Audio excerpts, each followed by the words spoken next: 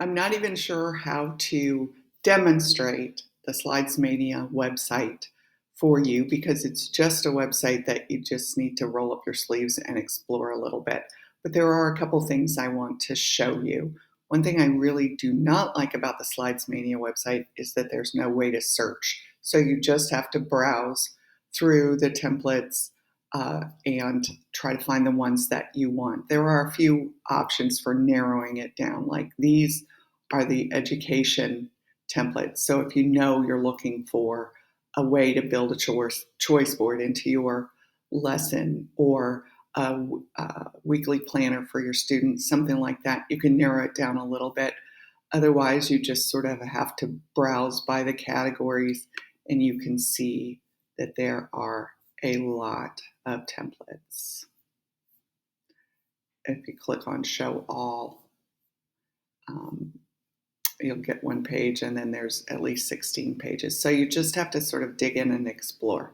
But once you find one that you like I like this trivia game one, you would click on it and then download the template. So this will tell me more about this particular interactive trivia game. You can read more about it, what it does. There's directions. There's written directions on how to customize it. There's a video. In most cases, there's a video that demonstrates how to customize it. And then the link for you to preview and download the template. So I've already downloaded this one. So let's take a look at how you can customize it real quickly. So here's that trivia game template that I downloaded, and I've renamed it to Library Trivia, and I've started to customize it.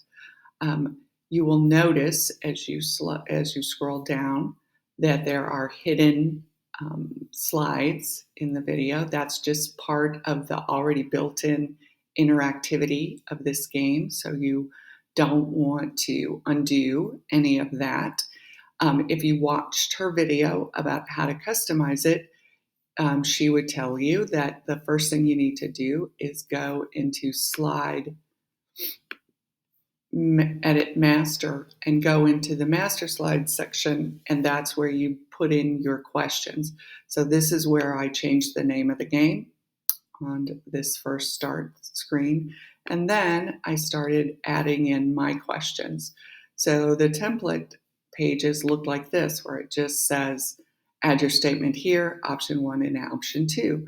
And on these first few slides, as an example, I've put in my statements or my questions. So here's my first trivia question, and there's 2 choices for the answer. Then I just go to the next one, put in my next question, and you would do that for all of the questions in your trivia game. You can see there's many, many copies of that template for you to add in your questions. Then, when you're done adding in your questions, you would change the content. You would close the Slides Master, and then this is where back in your slides, the regular slides, where you have to tell it which one is the correct answer. So for this question, Benjamin Franklin is the correct answer, so I slid Benjamin the green over onto him. Thomas Jefferson is the incorrect answer, so I slid the red over to him. So let me show you down here. If I had another statement in there, and then option 1 was the correct answer, I would slide from this left side, the green, and then I would delete the red. And then on this next slide, option 2 is the incorrect answer, so I would slide the red over, and I would delete the green. So now, when I go to where this game is published to the web, I copied that. This is what I would share with my students or present in the front of the room, depending upon how we were going to use this game. So when I go here, I can play the trivia game.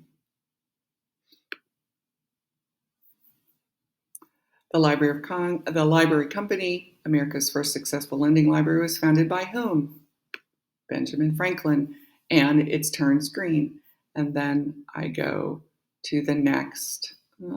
It's covered up by my Screencastify. Hold on a second. Then I would click next to go to the next question. What is the name of the librarian who helps Matilda? Mrs. Phelps. Go to the next question. Which philanthropist? I'll show you what it looks like if you pick the wrong answer. That turns to the red because Oprah Winfrey's the wrong answer. Very quick demonstration of how to customize a slidesMania template. You're going to just need to dig in and explore yourself to see what you can find in there that you might use for your own teaching. And then the designer of slidesMania is very good about providing written directions and video demonstrations of how to customize it to add a new instructional activity or procedure into your classroom. Let me know if you have questions.